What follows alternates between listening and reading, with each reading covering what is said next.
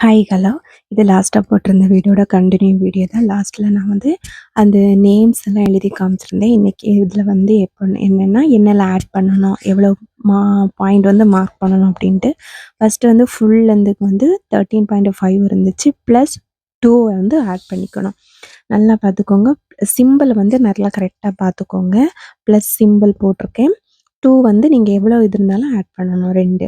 அப்புறம் next chest round கூட divide by 2 நம்ம கிளாத்தை வந்து 2ஆ டிவைட் பண்ணுறதுனால 2. அதுக்கப்புறமா வேஸ்ட் லென்த்துக்கும் டிவைட் பை 2 தான் போடணும். செஸ்ட் ரவுண்டு வெயிட் ரவுண்டுக்கு மட்டும் நம்ம டிவைட் பை 2 போட்டு அதை டிவைட் பண்ணி எழுதிக்கோங்க.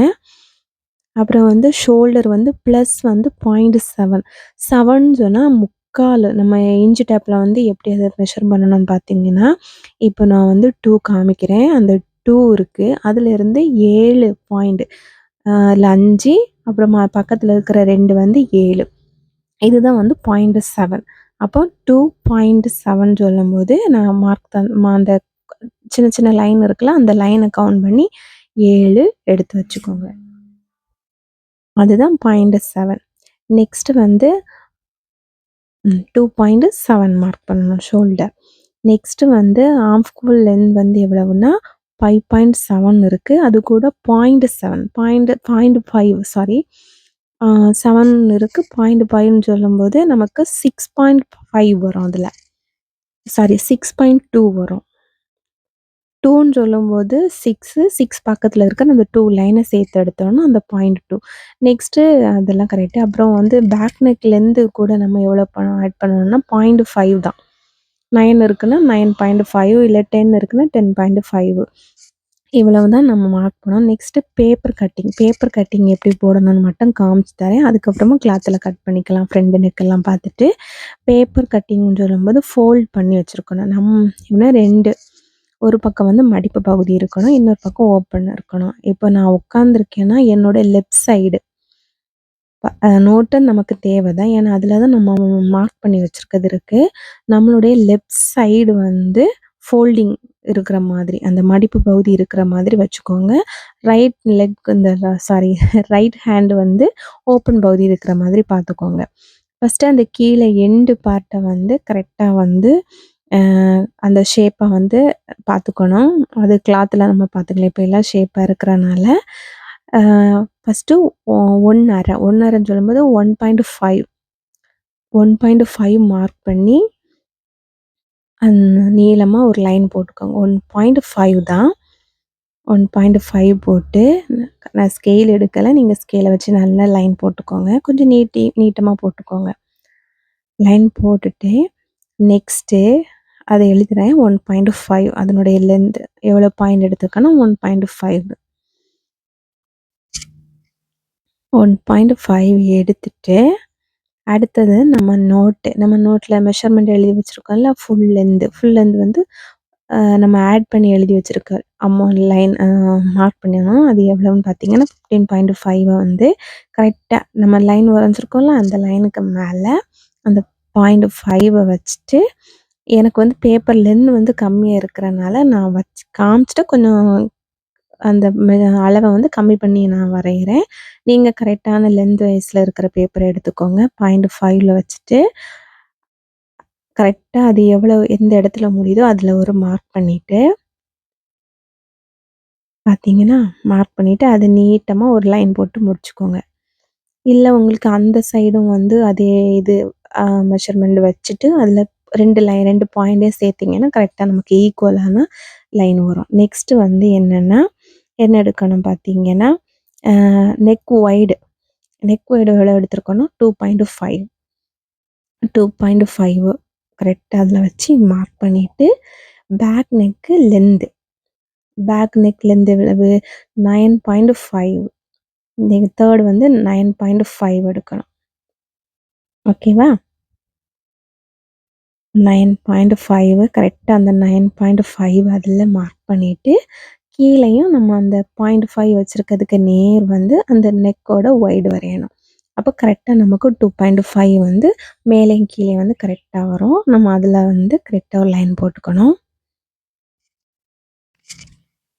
லைன் போட்டுக்கிட்டு அதுக்கப்புறமா என்ன எடுக்கணும்னா ஷோல்டர் அளவு லைன் போட்டுட்டு அதுக்கப்புறம் என்ன அளவு எடுக்கணும்னா ஷோல்டர் அளவு ஷோல்டர் அளவு ஷோல்டர் எவ்வளோ எடுத்திருந்தேன் 2.7 இருந்துச்சு. அந்த 2.7 2 அதுக்கப்புறம் ஒரு 7 அதில் வச்சு அப்புறமா ஆஃப்கோ லென்த் எடுக்கணும். சார் நான் அது தெரியாமல் அதில் பாயிண்ட் வச்சுட்டு அதை நீங்கள் வைக்க வேண்டாம். அந்த ஷோல்டர் அளவு வச்சுட்டு ஆஃப்கோ லென்த் எவ்வளோ எடுத்திருக்கேன் 6.2 ஆம்கோ லென்த் வந்து 6.2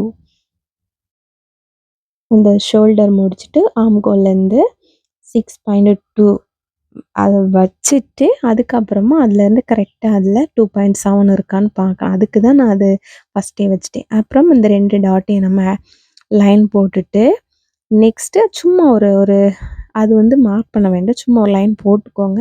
அடுத்த வர மார்க் தான் அதில் மார்க் பண்ணணும். நெக்ஸ்ட்டு வந்து இந்த லைன் போட்டுட்டு செஸ்ட் ரவுண்ட் எடுக்கணும் நம்ம.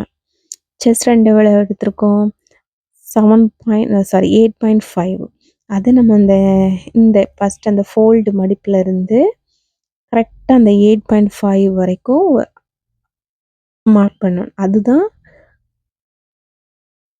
அந்த இதில் வச்சுட்டு அந்த லைனை போட்டு முடிக்கணும். பார்த்தீங்கன்னா 8.5 அதில் இருக்குது. அதுக்கப்புறம் அந்த லைனை நீட்டி வரைஞ்சி வச்சுக்கோங்க. நெக்ஸ்ட்டு வந்து ஆம்கோல் கர்வ் வந்து எவ்வளவு 1.2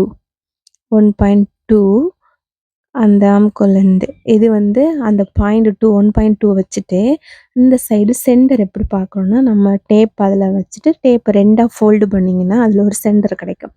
அந்த சென்டர் பாயிண்ட்டை கரெக்டாக நம்ம 1.2 கர்வுக்கு ஒரு இது பண்ணியிருக்கேன்ல அதை வந்து அப்படியே ஜாயின் பண்ணி விட்டிங்கன்னா அந்த கர்வ் வந்து கிடைக்கும். அப்படி இல்லையா உங்களோட கர்வ் ஸ்கேல் இருக்கும் அதை வச்சு வரீங்க. இப்போ நான் மார்க் பண்ணுறேன்னா ஃபஸ்ட்டு அந்த சென்டர் பகுதி அப்புறம் அந்த கர்வ் லைன் முடிகிற அது அந்த பாயிண்ட்டை ஜஸ்ட் மார்க் பண்ணி வச்சுக்கோங்க. அது எதுக்கு யூஸ் ஆகும்னா நம்மளுடைய ஃப்ரெண்டு நெக்குக்கு அது தேவை. அதுக்கு தான் அதில் மார்க் பண்ணி வச்சுருக்கேன். நெக்ஸ்ட்டு வந்து வேஸ்ட் ரவுண்டு 7.5 அது எங்கே வரும்னு பார்த்தீங்கன்னா கீழே நம்ம அந்த 1.5 எடுத்து லைன் போட்டிருக்கோம்ல அதில் 7.5 அப்புறமா அதே இது கீழே 7.5 வச்சுட்டு அதுக்கப்புறமா ஸ்டிச்சிங்க்கு எவ்வளவு கொடுக்கணும் அப்படின்னா நம்ம எவ்வளோ கொடுக்கணும்னா 1.5 ஸ்டிச்சிங் வந்து 1.5 அதிகம் 1.5 போதும். அப்படி இல்லையா 2 கொடுத்துக்கோங்க.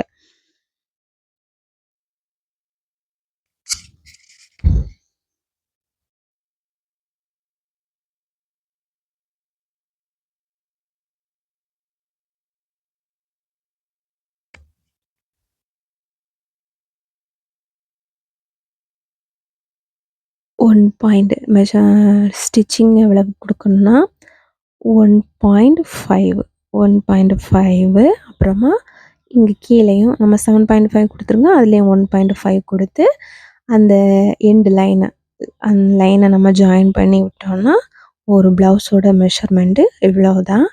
இனி இதை கட் பண்ணி எடுக்கலாம். அப்புறம் வந்து நெக்குக்கு நம்ம ட்ராப் பண்ணணும். அது வந்து உங்களுக்கு என்ன நெக் வேணும்னா வந்து ரவுண்டு ஒரு 1/4 இன்ச்சுக்கு வந்து ஒரு சின்ன மார்க் பண்ணி வச்சுட்டு அது அப்படியே ரவுண்ட் ஷேப்புக்கு அப்படி கர்வ் மாதிரி போட்டு விட்டோன்னா ரவுண்டு கிடைக்கும். இல்லை உங்களுக்கு என்ன நெக் வேணாலும் ட்ரா பண்ணிக்கலாம். அவ்வளோதான்.